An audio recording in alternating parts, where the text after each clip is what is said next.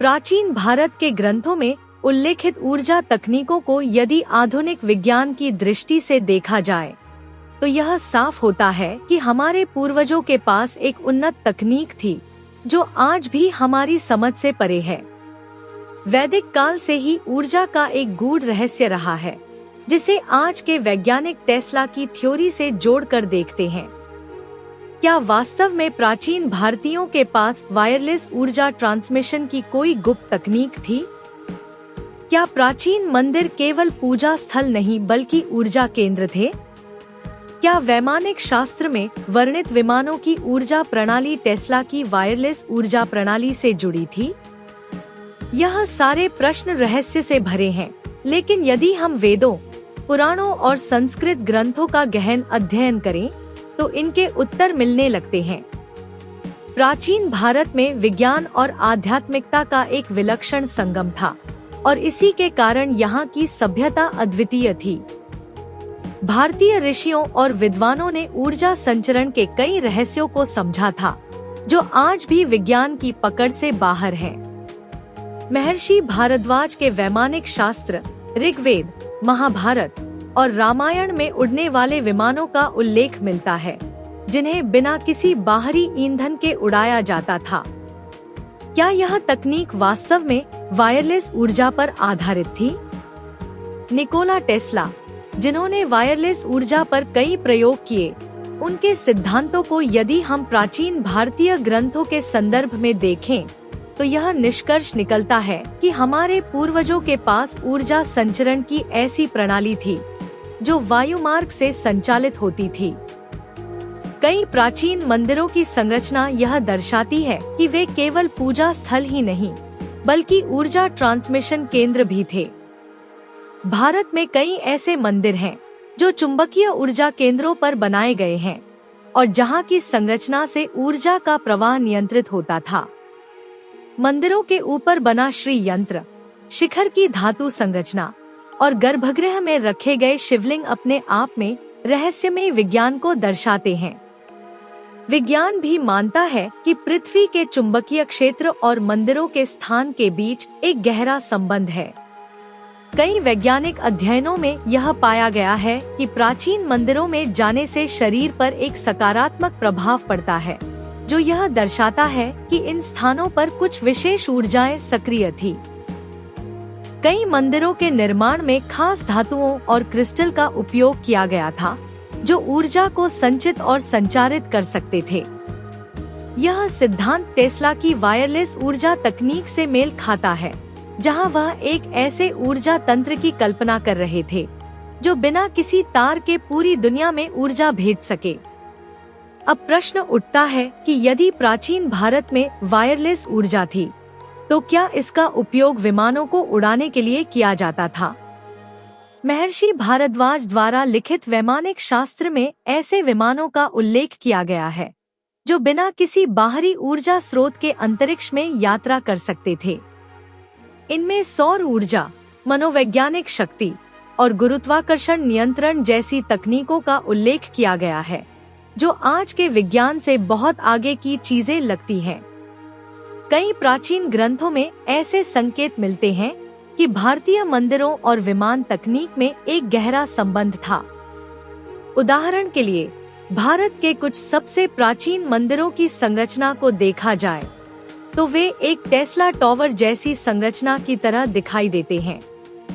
Tesla tower का उद्देश्य पृथ्वी और आयन मंडल के बीच ऊर्जा संचारित करना था और प्राचीन मंदिरों की आकृति भी कुछ वैसी ही थी। जब हम इन मंदिरों का अध्ययन करते हैं तो पता चलता है कि वे विशेष ऊर्जा केंद्रों पर बनाए गए थे जो पृथ्वी की ऊर्जा को संचारित कर सकते थे। प्राचीन भारतीय मंदिरों में सोना, तांबा और अन्य ऊर्जावान धातुओं का उपयोग किया गया था, जिससे वे ऊर्जा के संचार में सहायक होते थे। क्या यह संभव है कि इन मंदिरों का उपयोग ऊर्जा को एक स्थान से दूसरे स्थान तक ट्रांसमिट करने के लिए किया जाता था?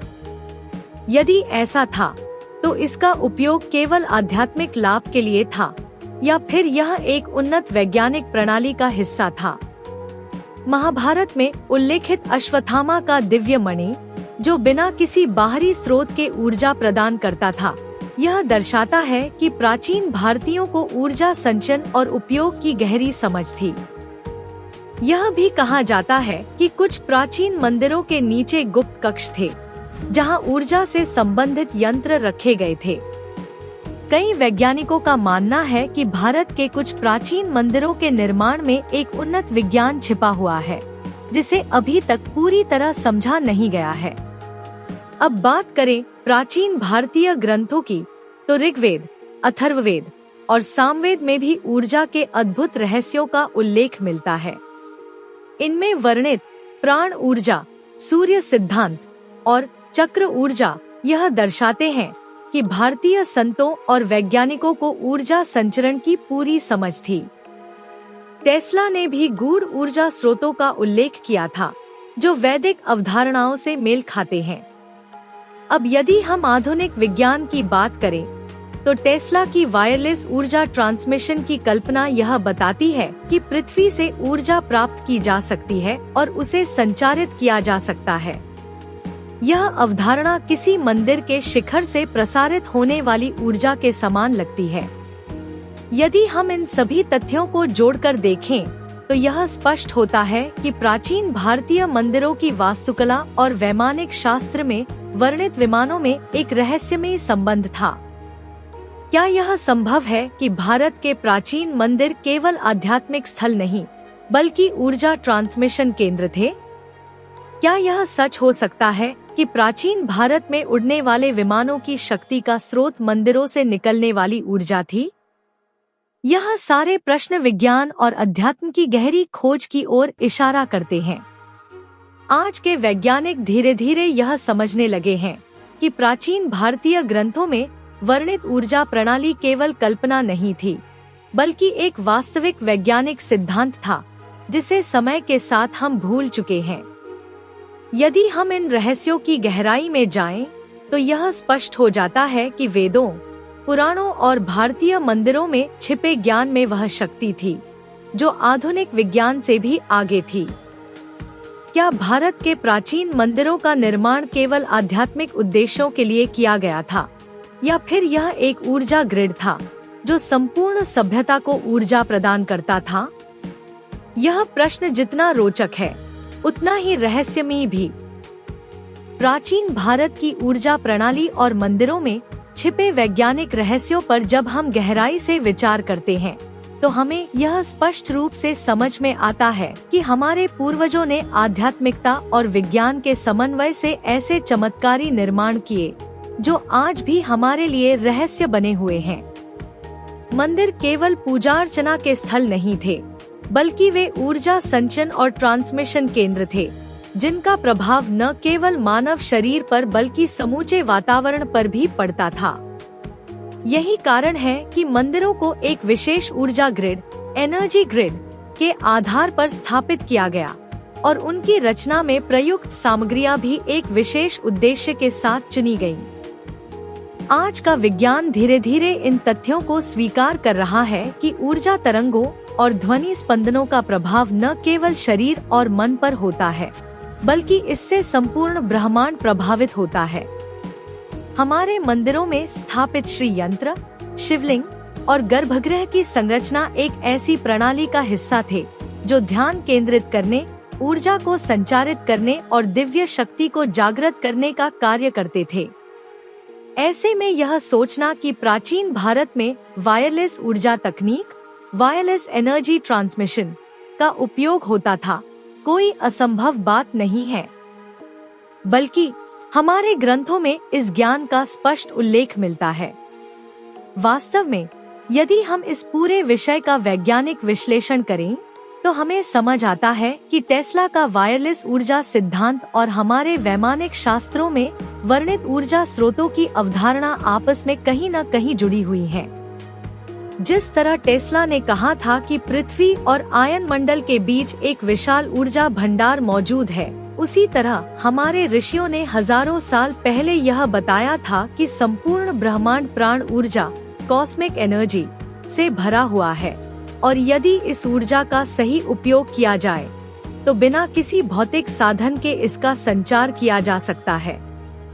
यदि हम मंदिरों की गर्भगृह संरचना सैंक्टम सैंक्टोरम डिजाइन को देखें तो यह स्पष्ट होता है कि वहां पर एक विशिष्ट ऊर्जा केंद्र होता था जो प्राचीन यंत्रों के माध्यम से ऊर्जा को संग्रहित और संचारित करता था।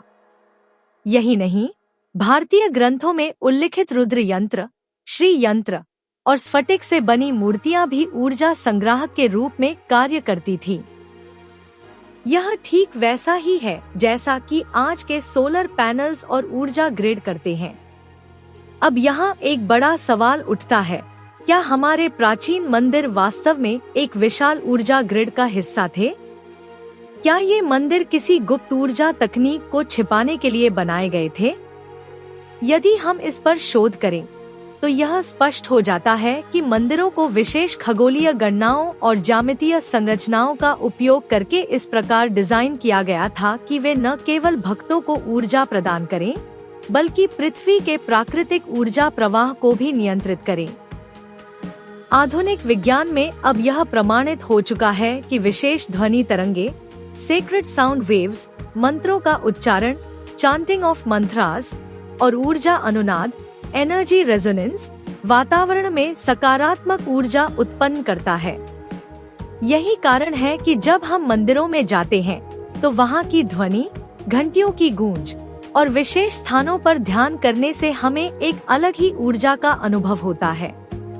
वैज्ञानिकों ने पाया है कि मंदिरों में मौजूद धातु की घंटियां और उनकी ध्वनि तरंगे हमारे मस्तिष्क की आवृत्ति को बदलने की क्षमता रखती हैं, जिससे हम ध्यान और उच्च चेतना की अवस्था में पहुंच सकते हैं। इसी तरह वैमानिक शास्त्र में वर्णित प्राचीन विमानों की संरचना भी यह संकेत देती है कि वे किसी अज्ञात ऊर्जा स्रोत का उपयोग करके संचालित होते थे।